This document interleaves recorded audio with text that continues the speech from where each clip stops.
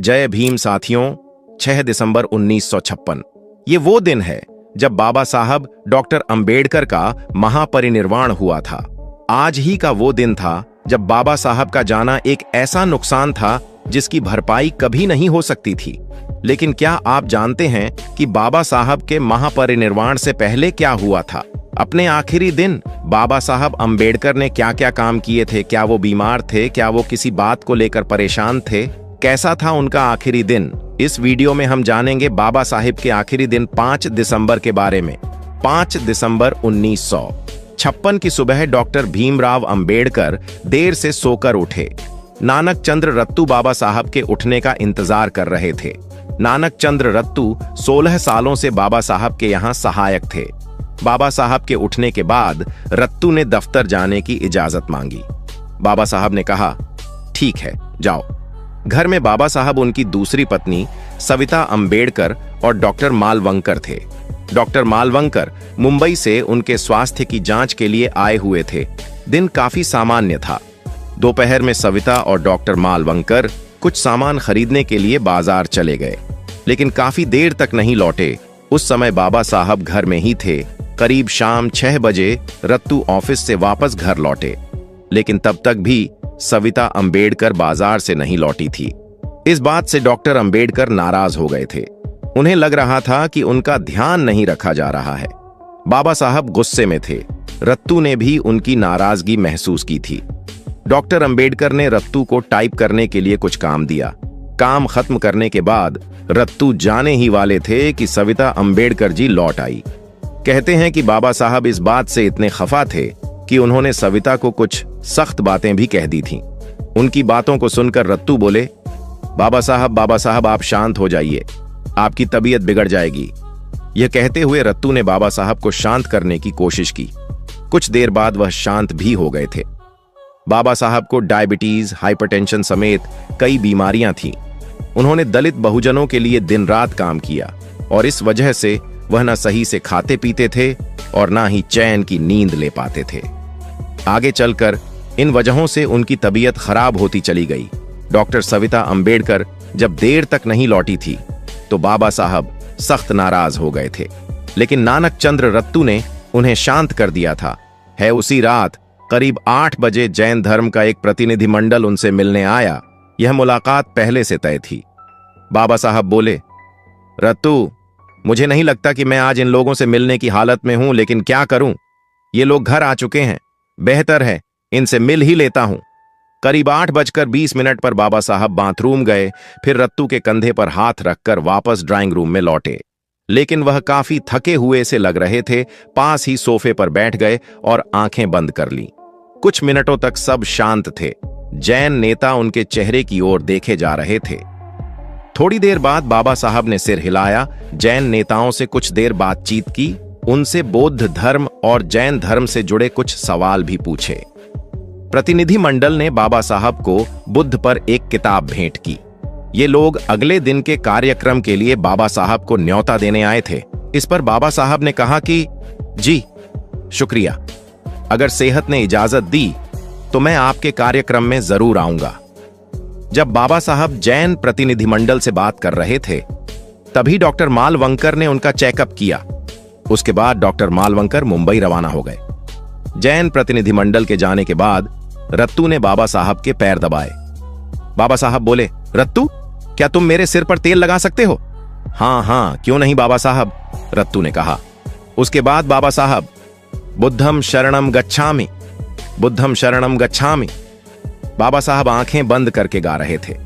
उनके दाएं हाथ की उंगलियां सोफे पर थिरक रही थीं।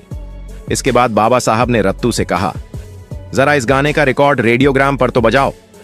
बाबा साहब ने सांस खींचते हुए कहा कि रत्तू, कुछ किताबें और दे दो, और वह बुद्धा एंड धम्मा, उसे भी ले आओ। उसके परिचय और भूमिका पर कुछ काम करना है तो मेरे बिस्तर के बगल में टेबल पर रख दो। मैं रात में इन पर कुछ काम करूंगा। थोड़ी देर बाद उनका रसोइया सुदामा आया और पूछने लगा कि बाबा साहब, आप क्या खाएंगे, मैं क्या बनाऊं? बाबा साहब ने कहा कि वह केवल थोड़ा चावल खाएंगे और कुछ नहीं। बाबा साहब अब भी गाना गुनगुना रहे थे। थोड़ी देर बाद रसोइया दूसरी बार उन्हें बुलाने आया था। वो उठे और डाइनिंग रूम में चले गए। वो अपना सिर रत्तू के कंधे पर रखकर वहां तक गए। जाते हुए अलमारियों से कुछ किताबें भी निकाली और उन्हें किताबें टेबल पर रखने को कहा। रात के खाने के बाद वह फिर अपने कमरे में आ गए। बाबा साहब कुछ देर तक कबीर का गाना गाते रहे।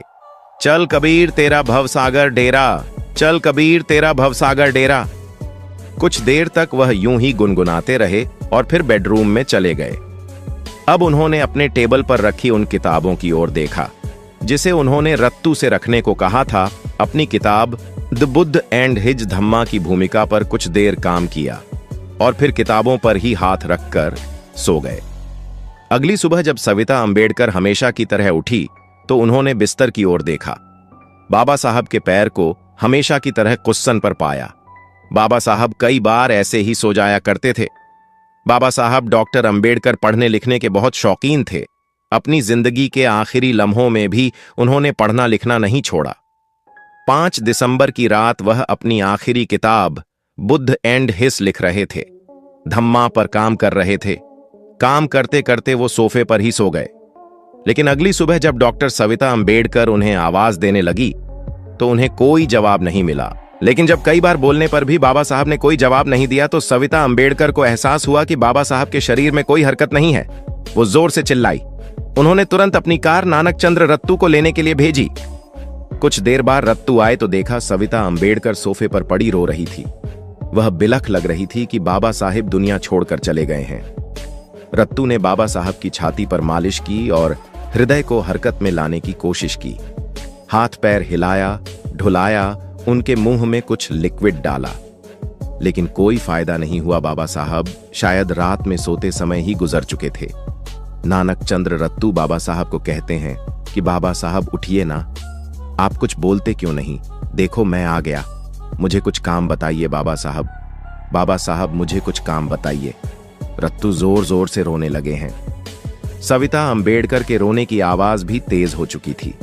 कुछ देर बाद रत्तू ने करीबियों को दुखद सूचना देनी शुरू की और फिर केंद्रीय मंत्रिमंडल के सदस्यों को बताया।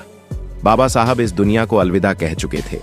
भारत ने एक ऐसा हीरा खो दिया था जिसकी चमक से करोड़ों लोगों की जिंदगी में रोशनी आई थी, लेकिन सियासत का दौरा उनके चमक से घबरा उठा था। बाबा साहब ने दिल्ली के 26 अलीपुर रोड पर स्थित अपने घर पर आखिरी सांस ली, लेकिन उनकी समाधि दिल्ली में नहीं बल्कि मुंबई में बनी। कहा जाता है कि सूचना मिलते ही प्रधानमंत्री नेहरू 26 अलीपुर रोड पहुंच गए थे। कहते हैं नेहरू यह नहीं चाहते थे कि बाबा साहब का अंतिम संस्कार दिल्ली में हो, क्योंकि दिल्ली में वर्ण व्यवस्था के कट्टर समर्थक और बड़े वाले ब्राह्मणवादी गांधी की समाधि थी। नेहरू नहीं चाहते थे कि दिल्ली में गांधी से बहुत बड़ा कद रखने वाले डॉक्टर अंबेडकर की समाधि बने, क्योंकि उनकी पार्टी और विचारधारा के लिए चुनौती बन सकता था। जरा सोचिए, मुंबई में चैत्य भूमि पर कितना जनसैलाब उमड़ता है। अगर बाबा साहेब की समाधि दिल्ली में होती तो आप जनसैलाब की कल्पना कर सकते हैं।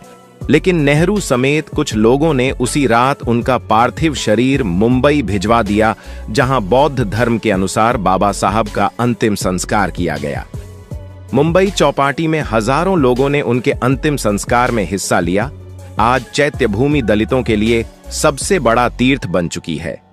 बाबा साहब युगों युगों तक हमें यूं ही प्रेरणा देते रहेंगे। बाबा साहब डॉक्टर अंबेडकर कहते थे कि व्यक्ति नश्वर है और इसी तरह विचार भी। अगर विचारों का प्रचार प्रसार न किया जाए तो वह भी मर जाते हैं। अपने महान दर्शन और विचारों में बाबा साहब हमारे लिए हमेशा जिंदा रहेंगे और हमारा मार्गदर्शन करते रहेंगे। उनके विचारों को आगे बढ़ाते रहना हम सबकी जिम्मेदारी है। इस वीडियो को अपने साथियों के साथ शेयर करके भी आप उनके विचारों का प्रचार प्रसार कर सकते हैं। आज की वीडियो में बस इतना ही। यदि आपको हमारे द्वारा बनाया गया यह वीडियो पसंद आया हो और आप चाहते हैं कि हम बाबा साहब के इस मिशन को आगे बढ़ाएं, इसके लिए आप हमें आर्थिक मदद कर सकते हैं। दिए गए QR कोड पर स्कैन करके आप हमें आर्थिक मदद कर सकते हैं, जिसकी हमें इस समय बहुत ही आवश्यकता है। बाबा साहब पर बनाया गया हमारा ये वीडियो कैसा लगा, आप हमें कमेंट करके जरूर बताएं। दोस्तों, आज की वीडियो में बस इतना ही। इस चैनल पर मैं सिर्फ बाबा साहब के जीवन से जुड़ी छोटी बड़ी सभी जानकारी लेकर आता रहता हूं। यदि आप बाबा साहब को पसंद करते हो और इनके बारे में और अधिक जानना चाहते हो तो हमारे अंबेडकर साहब जी यूट्यूब चैनल को सब्सक्राइब कर ले। वीडियो को पूरा देखने के लिए धन्यवाद। उम्मीद करता हूं आपके विचार भी बाबा साहब की तरह अच्छे होंगे।